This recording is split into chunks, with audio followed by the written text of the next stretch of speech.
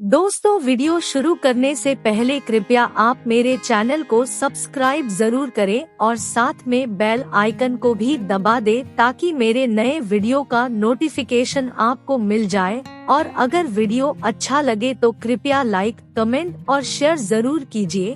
अब देर न करते हुए आज की साखी शुरू करते हैं। एक बार अपनी यात्रा के दौरान श्री गुरु नानक देव जी उत्तराखंड पहुँचे। उस समय वो स्थान गुरु गोरखनाथ के सिद्ध योगियों का तप स्थान था, इसलिए उस जगह को गोरखमत्ता के नाम से जाना जाता था। वहाँ जितने भी सिद्ध योगी रहते थे वो सभी बहुत लालची और पाखंडी थे। उन्होंने पूरे इलाके के लोगों को अपनी तंत्र मंत्र की शक्ति से अपने वश में किया हुआ था। सन 1514 ईस्वी में गुरु नानक देव जी भाई मर्दाना जी के साथ अपनी तीसरी उदासी के दौरान उत्तराखंड के गोरखमत्ता स्थान पर पहुँचे।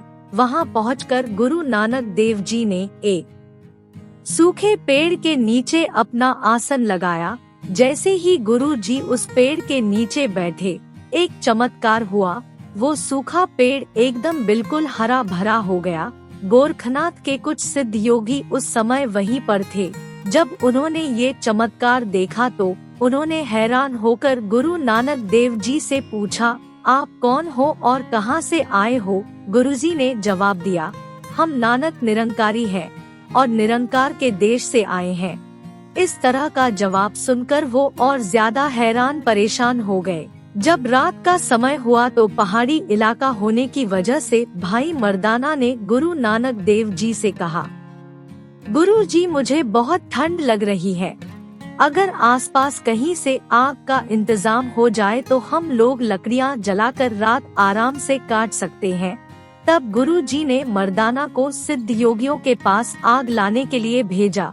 उन लोगों ने भाई मर्दाना को कहा, तुम्हारे गुरु के पास तो अद्भुत शक्तियाँ हैं, तो वो खुद आग क्यों नहीं पैदा कर सकता? भाई मर्दाना उनकी बात सुनकर गुरु नानक देव जी के पास वापस लौट आया और वापस आकर गुरु जी को सारी बात बताई।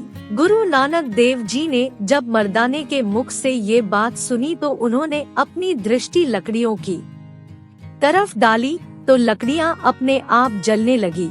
उसी समय बहुत तेज बारिश होने लगी। बारिश तेज होने की वजह से सिद्ध योगियों द्वारा जलाई हुई आग बुझ गई, लेकिन गुरु नानक देव जी की लकड़ियां जलती रही। ये चमत्कार जब सिद्ध योगियों ने देखा तो उनको बहुत गुस्सा आया और वो आपस में बात करने लगे कि ये फकीर कौन है, हमारे धर्म का तो लगता नहीं। हमारे आग ना देने के बावजूद भी उसने आग जला ली, और जब बारिश आई तो हमारी जलाई हुई आग तो बुझ गई, लेकिन उसकी जलाई हुई आग बारिश में भी जलती रही और उसके बैठते ही पेड़ भी हरा भरा हो गया। इसके पास तो लगता है दिव्य शक्तियाँ हैं। हम इसको अपने साथ मिला लेते हैं। इसके हमारे साथ आने से हमारे धर्म का और प्रचार होगा। ये बात सोचकर सभी सिद्ध योगी गुरु नानक देव जी के पास जाकर कहने लगे, तुम हमारा गोरख मत अपना लो, हमारे शिष्य बन जाओ, योगियों का वेश धारण कर लो और अपने शरीर से रंगीन वस्त्र उतारकर राख मल लो। हमारे साथ आने से तुम्हारा दुनिया में बहुत नाम होगा। गुरु नानक देव जी ने उनकी बात सुनकर कहा कि इन चीजों को करने से ईश्वर की प्राप्ति कभी नहीं हो सकती। अपने शरीर पर राख मल लेना, कानों में कुंडल डाल लेना और सिर मुंडवाने से कोई योगी नहीं बन सकता। अगर ईश्वर को प्राप्त करना चाहते हो तो मन का एकाग्र होना बहुत जरूरी है। परमात्मा से प्रेम करना जरूरी है। बाहरी वेशभूषा धारण करने से तुम कभी भी ईश्वर को प्राप्त नहीं कर सकते और न ही ईश्वर इन सब चीजों से प्रसन्न होते हैं। ये दुनिया एक कर्म भूमि है और हमें बुरे कर्मों को छोड़कर अच्छे कर्म करने होंगे। हमें अपने आप को ऐसा बनाना होगा जिससे कोई भी बुराई हमारे ऊपर असर ना कर सके, और हमें पांचों विकारों को भी अपने ऊपर कभी हावी नहीं होने देना चाहिए और हमारा पूरा ध्यान परमात्मा में लगा होना चाहिए। हमारे किए गए अच्छे कर्म ही हमें परमात्मा से मिला सकते हैं। गुरु नानक देव जी की बात सुनकर योगी समझ गए कि ये कोई बहुत ही पहुंचा हुआ फकीर है। उन्होंने सोचा कि हमें कैसे भी करके इस फकीर को अपने साथ शामिल करना होगा। ये सोचकर सिद्ध योगी अपने ठिकाने पर चले गए और रात के समय उन्होंने मदिरापान किया। शराब के नशे में सबने आपस में सलाह की कि गुरु नानक देव जी को अमृत बोलकर शराब पिला देते हैं और अपने साथ आने के लिए राजी कर लेते हैं।